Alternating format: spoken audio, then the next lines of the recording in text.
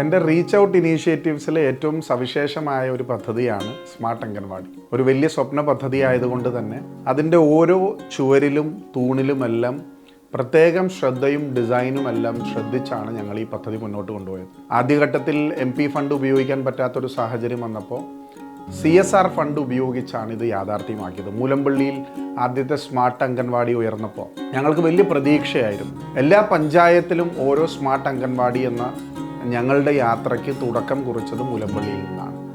ഇപ്പോൾ MP fund ഉപയോഗിച്ച് തന്നെ 2 പഞ്ചായത്തുകളിൽ സ്മാർട്ട് അംഗൻവാടി കുഴുപ്പള്ളി വൈപ്പിൻ നിയോജകമണ്ഡലത്തിലും പറവൂർ നിയോജകമണ്ഡലത്തിലെ കോട്ടുവള്ളി പഞ്ചായത്തിലും ഞങ്ങൾ സ്മാർട്ട് അംഗൻവാടി MP ഫണ്ട് ഉപയോഗിച്ച് നിർമ്മിച്ചുകൊണ്ടിരിക്കുകയാണ്. CSR ഫണ്ട് ഉപയോഗിച്ച് ചേരാനെല്ലൂരും അതുപോലെ തന്നെ ചേന്നമംഗലത്തും മറ്റൊരു പദ്ധതിയായ കരിമാലൂരും പൂർത്തീകരിച്ചുകൊണ്ടിരിക്കുകയാണ്.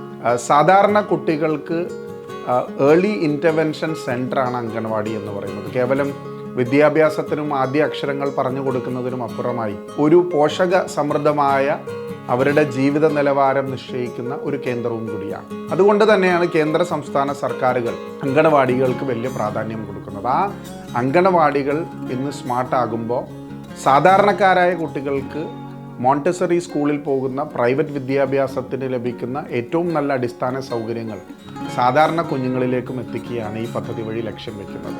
എൻ്റെ ഒരു ഡ്രീം എന്ന് പറയുന്നത് എല്ലാ പഞ്ചായത്തുകളിലും ഒരു സ്മാർട്ട് അംഗൻവാടി ഒരു മാതൃകയായി നിലനിൽക്കുന്നത് മറ്റുള്ളവർ അത് മുന്നോട്ട് കൊണ്ടുപോകുക എന്നുള്ളതാണ്.